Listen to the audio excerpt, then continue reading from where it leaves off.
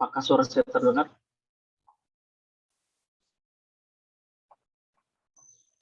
Oke, jelas ya.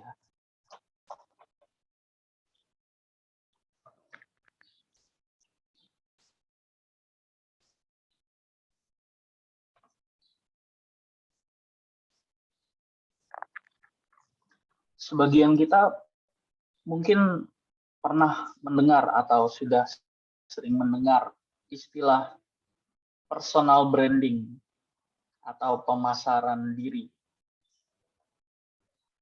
Dan banyak orang hari ini sebetulnya juga sudah mulai memperhatikan mengenai personal branding. Personal branding adalah strategi untuk membentuk citra diri sendiri sehingga masyarakat atau orang lain dapat menilainya dari prestasi dan pencapaian yang dimiliki. Bisa dibilang personal branding merupakan kesempatan seseorang menampilkan keunikan serta ciri khas dirinya. Personal branding adalah proses pembentukan persepsi masyarakat atau publik terhadap aspek yang dimiliki oleh seseorang. Aspek ini meliputi kepribadian, kemampuan, nilai, serta persepsi positif yang ditimbulkan atau ada di dalam diri individu. Menurut Siswiyanto Raharjo, dalam bukunya, personal branding merupakan cara seseorang untuk mengambil kendali penilaian orang lain atas diri individu tersebut. Saya ulangi, menurut Siswiyanto Raharjo dalam bukunya, personal branding merupakan cara seseorang untuk mengambil kendali penilaian orang lain atas diri individu tersebut. Secara sederhana, personal branding adalah bagaimana cara kita memperkenalkan diri kita kepada umum atau kepada publik. Kegiatan memberitahu kepada orang kita siapa, itu personal branding. Kita ingin dikenal apa oleh publik, itu personal branding. Yang dimulai dari kelebihan kita sebagai seorang individu. Jadi lewat kelebihan, lewat keunikan kita, orang mengenal kita. Dan kita mau dikenal sebagai apa? Kita ingin dikenal apa oleh publik atau oleh umum atau oleh orang-orang. Adapun tujuan dari personal branding itu sendiri adalah untuk memikat serta membangun kepercayaan orang lain terhadap diri individu tersebut. Biasanya, personal branding ini diperoleh seseorang dengan cara menghasilkan atau membuat suatu karya yang sukses atau berhasil, sehingga individu tersebut atau orang tersebut dikenal oleh orang banyak karena kelebihan atau karena keunikan. Entah sebagai penulis, entah sebagai seniman, entah sebagai pembicara, entah sebagai pemusik, entah sebagai penyanyi, dan sebagainya. Kita dapat mengetahui misalnya contohnya, kita dapat mengetahui dengan segera musik Mozart maupun Beethoven hanya dengan mendengar sedikit saja.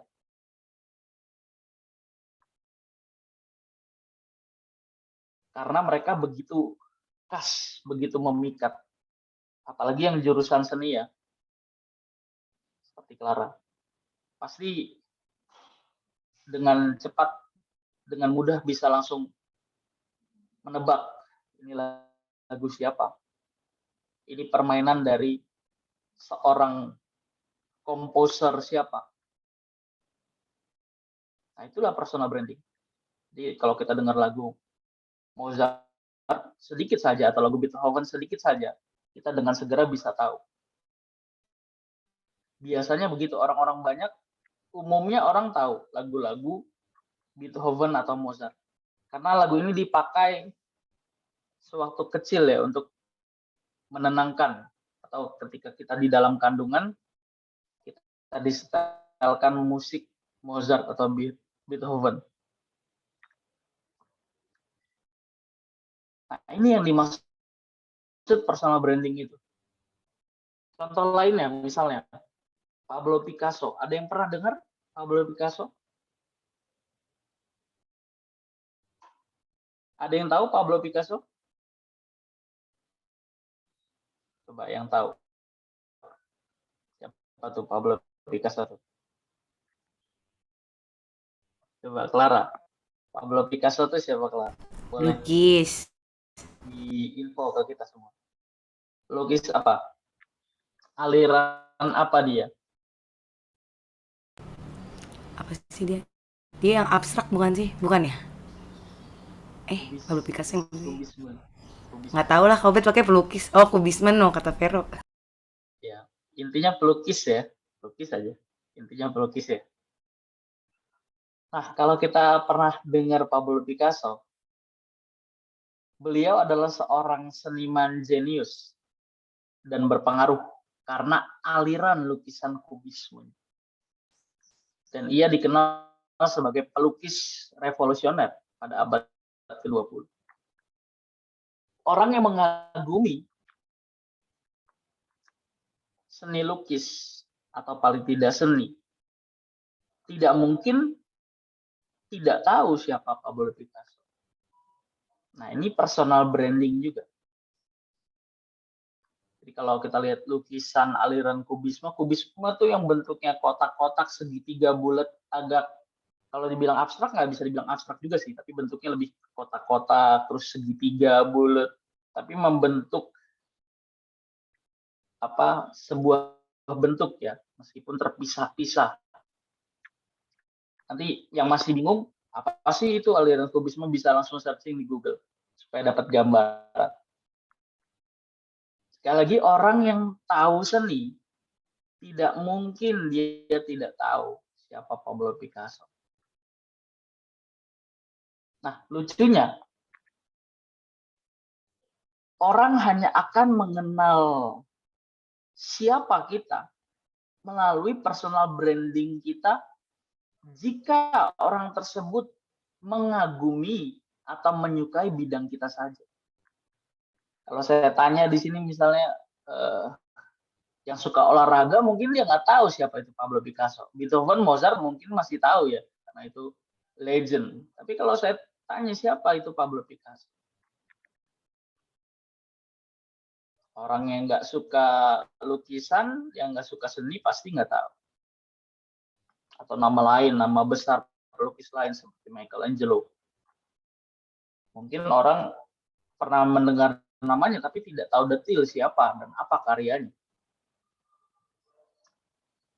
Orang yang tidak menyukai seni sangat mungkin asing dengan nama Picasso. Karena orang tersebut tidak menyukai atau tidak mengagumi bidang tersebut. Jadi saya ulangi, lucunya orang hanya akan mengenal siapa kita, personal branding, jika orang tersebut mengagumi bidang kita saja atau bidang tertentu saja, maka orang itu akan mengenal kita. Orang yang nggak suka musik, dia mana tahu tuh seniman-seniman penyanyi terkenal ya, meskipun terkenal, karena dia nggak suka musik. Sama seperti ketika orang mendengar nama Picasso, mungkin orang akan asing, siapa dia Picasso. Mungkin namanya tahu, tapi tidak tahu apa karyanya. Jadi hal apa yang dapat kita pelajari dari personal branding? Apa yang dapat kita petik dari personal branding?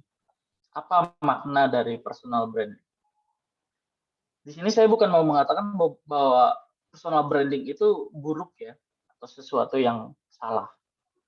Orang kalau mau berhasil, kalau mau sukses, dia perlu personal branding.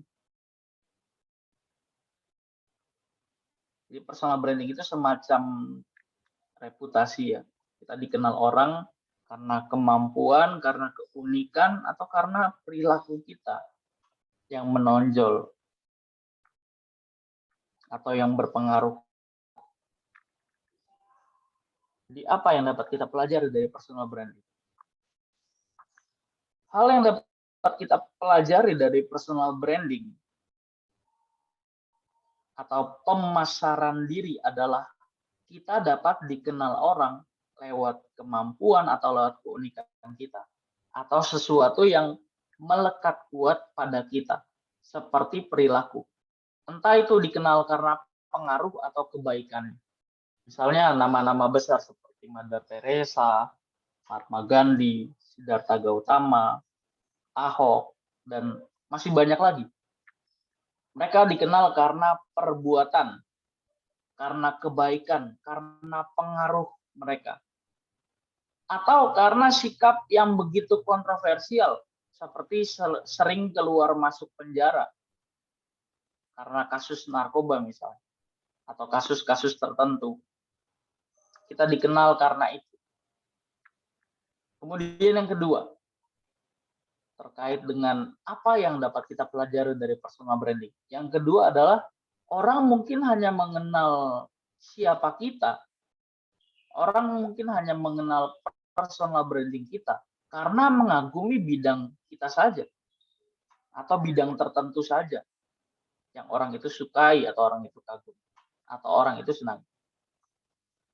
Yang ketiga, nah ini pertanyaan reflektif. Apa yang menjadi tujuan kita setelah personal branding itu kita dapat? Apa sih yang jadi tujuan kita setelah personal branding, setelah kita dikenal orang, apa yang menjadi tujuan kita? Setelah personal branding itu kita dapatkan, apa tujuan kita?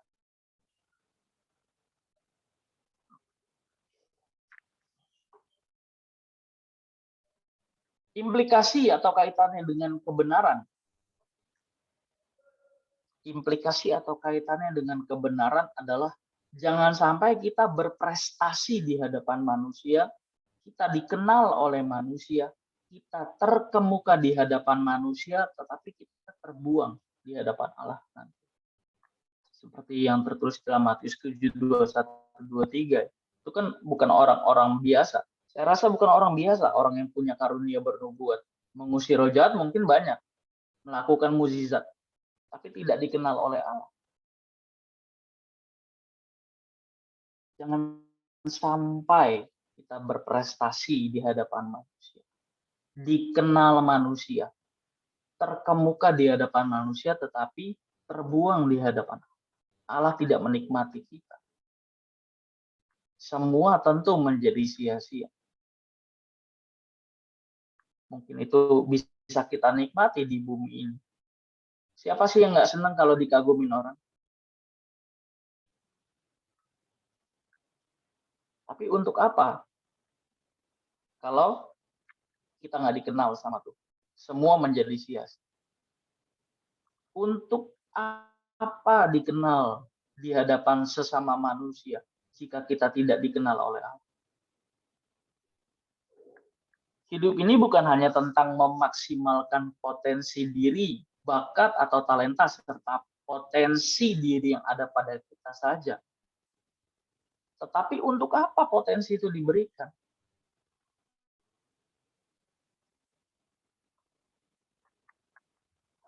Personal branding kita bukan bertujuan untuk memukau sesama manusia, untuk dikagumi manusia, terkemuka di hadapan manusia, seperti yang dilakukan oleh orang-orang yang tidak mengenal Allah. Sebagai orang percaya, personal branding kita bukan untuk dikenal manusia, dikagumi manusia, terkemuka di hadapan manusia. Oke, mungkin dampaknya itu ada, tapi bukan itu tujuan kita. Yang terpenting, yang utama adalah kita harus dikenal oleh Allah lebih dulu. Jangan sampai kita dikenal manusia tapi tidak dikenal Allah. kita tidak dinikmati oleh Allah. Yang terpenting, yang utama, kita harus dikenal lebih dahulu oleh Allah. Dengan cara apa kita dikenal oleh Allah? Dengan cara apa personal branding kita dikenal atau dinikmati oleh Allah?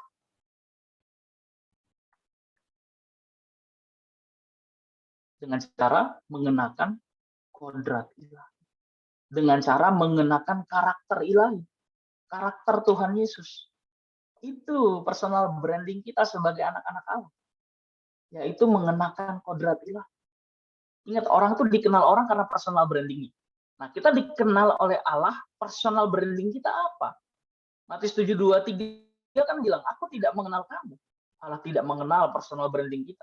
Kenapa? Sebab kita tidak melakukan kehendak. Kita buka deh Matius 7:21, 23.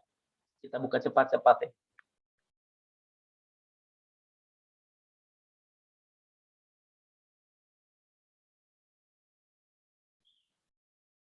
Ya, minta tolong dibacakan.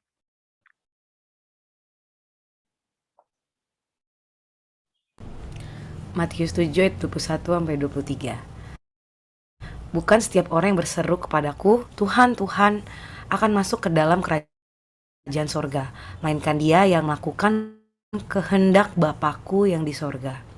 Pada hari terakhir, banyak orang akan berseru kepadaku, Tuhan, Tuhan, bukankah kami bernubuat demi namamu, dan mengusir setan demi namamu, dan mengadakan banyak mujizat demi namamu juga?